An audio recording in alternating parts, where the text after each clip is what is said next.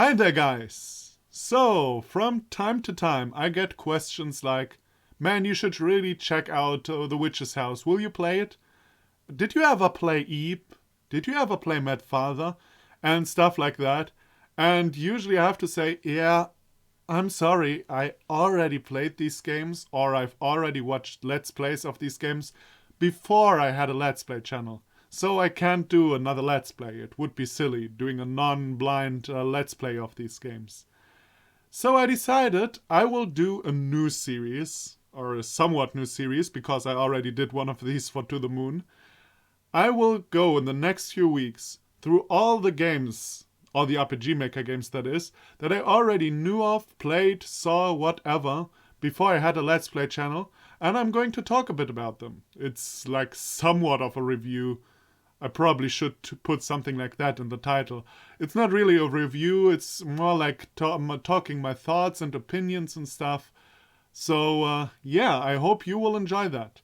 I warn you though, there will be a ton of spoilers. So if you have never seen these games, you should first play or watch them. So the first game we are going to talk about is Eep. Actually, I planned to start with Mad Father, because Mad Father was the first RPG Maker game, of the modern era of course, that I ever saw. And I thought that would have been an appropriate start, but you know me, I can never do something that makes sense. And I really felt like talking about Eep, because I have a very strange relationship with this game, and it's, I guess, kinda interesting to listen to. So, we'll start with Eep. So how did I find out about this game? Well, this story already gets a bit complicated, but please try to follow. I remember the very first Let's Play I ever saw was Mad Father by Cry. I remember that I think through Cry I found out about PewDiePie, if I'm not completely mistaken.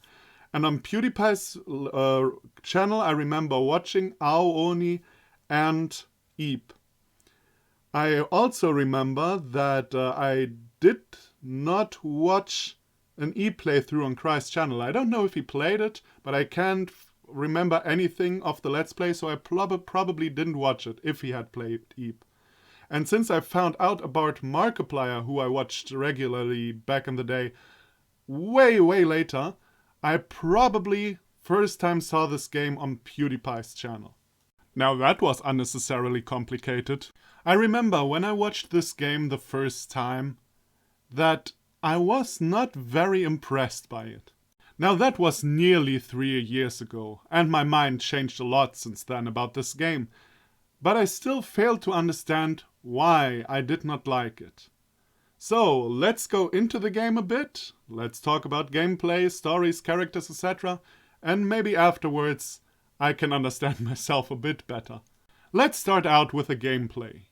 Eep actually has one of the best gameplays in all free RPG Maker games I've ever seen, just because it is really creative. It does a lot of things that are not all that complicated, but at the same time really interesting. For example, there is a hallway, which has paintings of a guillotine going up on the wall. And when you reach the end of the hallway, the guillotine comes down. That is so simple, but yet so clever, and it's something not every game does. And with the thing every game does, or at least a lot of game does, it creates a good atmosphere that gives the whole thing a touch of its own. For example, the creepy doll that follows Gary, if you have played the game you know what I'm talking about, that eventually leads to Gary being locked into the doll's room where the gigantic doll comes out of the painting, and that all has great tension and a great creepy atmosphere. So on the gameplay aspect, Eep is as close to perfect as an RPG Maker horror game can actually get. And that is the honest to God truth. There is not a lot of improvements I can personally think of. So let's talk about the story. The story is actually pretty simple and straightforward. And I personally don't think that is a bad thing. I always say, you better write a good, simple story than a complicated one that makes no sense in the end. The young girl Eep gets sucked into this weird artist painting world. There she meets the older man Gary. The both of them meet the weird girl Mary. and together they try to find a way out. As it turns out, as you probably all know, the girl Mary is actually one of the paintings, and she's actually trying to get out of there by stealing a rose of either Eep or Gary, and of course after she likes Eep, she finds out that she likes Eep, she tries to steal the rose of Gary, and depending on your choices of you did in the game, you either get out with Mary or with Gary, or you don't get out at all. No complaints about it making no sense or anything. But actually, this story was even a bit too straightforward and simple in my opinion. Now I know, I always said, and I also just said, that I always prefer a simple story that makes sense over a complicated story that makes no sense. That is true. But the story in Eep was actually so simple that I started thinking it can't be that simple. Let me give you an example. The first time we met Mary, I was already convinced that she is the bad guy in this story. She behaved weird, she antagonized Gary a lot, she took the potrait knife, which was a very weird scene. First of all, a potrait knife for self-defense? Really? Like a little girl swinging a potrait knife is very dangerous. I mean, okay, a knife is a knife, but come on, still. I feel like Gary should be able to take her out, even if she has a potrait knife. But that is just me. There were just so many little things that alone maybe don't make you think she's evil, but she's just a little girl who wants to have Eep for herself, or a little girl who thinks having knives on her is always a good idea. But together, all these little things added up to the point that it was so obvious that Mary was the bad guy that I started to believe probably Gary would be the bad guy. He was such a goody two-shoes character that was afraid of all the stuff, but he also cared about Eep. He was so good and plain that I really thought, now, this must be a swerve. This must be a twist. This can't be like this. And then it actually was like this. Mary was bad and Gary was good. And that brings me to the point which probably is at fault for me being unimpressed with the game. At first, at least. And that is the characters. Now I have no problem with Eep herself. Eep is a silent protagonist. A story can be built around about a silent protagonist, and it works out just fine. So I don't think Eep herself was really a problem here. But Gary, for example, was just plain boring.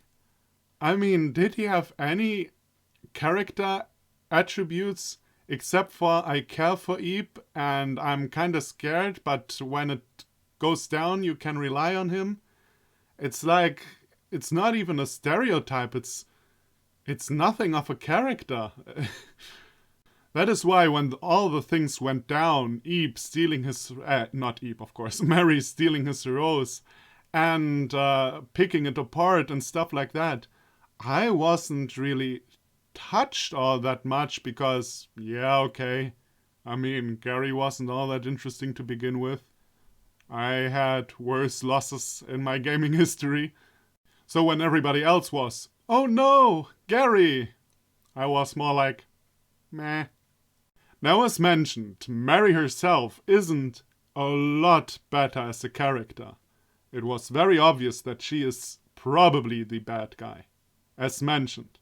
But she has one redeeming quality that I always really appreciate. And that is the fact that she, as a bad guy, had actual motives, other than just being plain evil. Now that doesn't mean I don't appreciate a bad guy who knows that he's doing evil stuff and laughs maniacally, but it's always interesting to see a different kind of bad guy that you can actually to a degree sympathize with.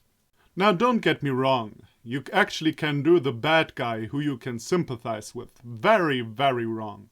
There are actually a lot of bad guys I can think on the top of my head of who I really, really disliked because they try to make you sympathize with them. But since this is the Eep review, I will keep this for another time. But if you're interested, ask me in the comments about it, I guess. But in the case of Mary, it actually worked very, very well. Because to a degree she was not even aware that she's evil, because even though she has developed more of a conscience than anything else in the paint art gallery, she still only had the conscience of a little child. And in the end of the day, she was a little girl caught in a place where she had nobody but dolls and paintings. You could see her reasons, you could understand that she was not evil from deep inside, and that it was not about her doing the evil thing. I mean, to a degree, I'm pretty sure even a little girl is aware to a degree what she's doing, but you can still sympathize with that because she's just a little girl who never had anybody in her life. Now there is one scene where she really just behaved evil, and there is nothing else to say than that she behaved evil. And that was the scene where she pulled out one petal after another out of Gary's rose. And to be honest, that is one of my least favorite scenes in the whole game. Because so far, Mary did never seem like a vicious bad guy. Now, to be fair, we built up that Mary didn't get along with Gary and that she was really not liking how much Eve depended on Gary instead of her. So at least there was build up to that. But it was made clear that Mary is aware that these roses are necessary to survive. So basically she was murdering Gary there in cold blood. But except for that, I have to give kudos to the creator because he actually pulled something off not many people can do. He created a not black or white but gray character, even when the character itself is not really a deep character but more of a very limited character. And not many people can do that. So, my applause for the creator. So looking back now, the things that probably kinda annoyed me were the very, very, very simple plot and the kind of very one-dimensional characters in the game.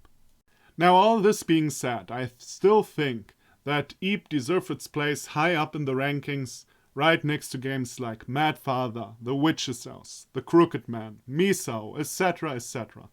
Because Eep pulled actually something off that not many games do. It is different from most of the games of its genre, and it is still good. Because Eep was not your everyday horror game. It was not in-your-face jump-scare horror. It was actually not all that scary, but it was creepy all the time. You felt uncomfortable even though you were not scared. And that is something not many games can pull off. And of course, as mentioned in the beginning of the review, the game was just very creative. A lot of creative puzzles, a lot of creative visuals. Everything worked just out perfectly in that regard. But since I personally am usually a story guy, meaning that the most important stuff to me is the character development, story, etc., I can see why I was personally not the biggest fan of it, but looking at it back now, objectively, you just gotta give the game a big, big thumbs up, and as already mentioned, there is a big reason to why this game is so beloved. So, these were my thoughts and opinions on Eep. Let me know in the comments down below if you agree or disagree with me. I mean, especially on the characters. Probably a lot of people disagree with me, because I know a lot of people love the characters in Eep. And yeah, let me know your case. Do you think I'm wrong with the characters and the simple plot? Or do you think I'm wrong with the game being very creative? I mean, I guess there are probably also people who didn't like the game. So if you're one of them, let me know. I'm always interested in stuff like that. And yeah, I hope you liked this little video. As mentioned in the beginning of the video, I will do more of these for other games I've already played. And yeah, I hope you enjoyed this and will enjoy more of these in the future. But for now, I thank you for watching and I'll see you then. Bye bye.